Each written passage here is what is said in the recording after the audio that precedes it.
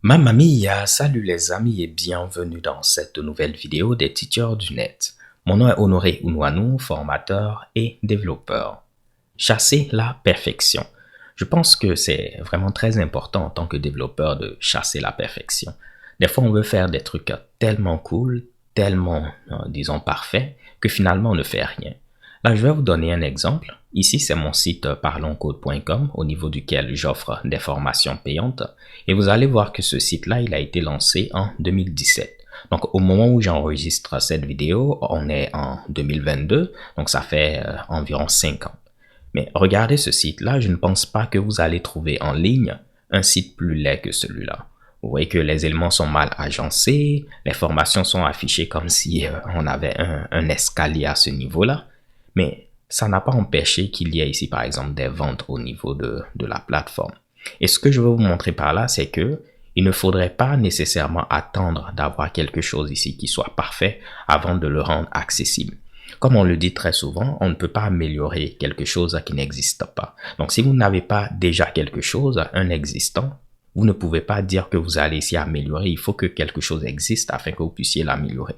Lorsque je créais ici la plateforme, je voulais au départ ajouter également une interface d'administration au niveau de laquelle j'allais facilement rajouter de nouvelles vidéos, rajouter de nouvelles formations, mais je n'ai jamais eu le temps de faire cette interface d'administration.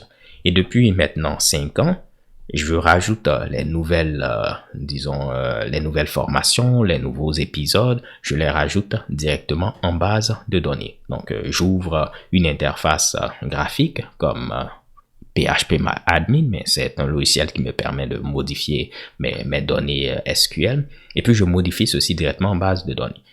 Finalement, j'ai trouvé ceci très adapté, puis je l'ai gardé comme approche, parce que si j'avais créé une interface d'administration, ça devenait également un autre vecteur d'attaque, c'est-à-dire que si quelqu'un réussissait à accéder à l'interface d'administration parce qu'il y avait une vulnérabilité au niveau de l'application, ben, cette personne aurait pu faire n'importe quoi avec les données qui étaient ici gérées au niveau de l'interface d'administration. Donc, si on doit retenir quelque chose de cette vidéo-là, c'est n'attendez pas d'avoir quelque chose ici de parfait. Je ne veux pas dire que vous devez déployer quelque chose qui a des vulnérabilités. Ce que je veux dire, c'est que si vous arrivez à un résultat qui est tout de moins satisfaisant, même s'il n'est pas parfait, vous pouvez ici le publier et au fur et à mesure, vous allez l'améliorer.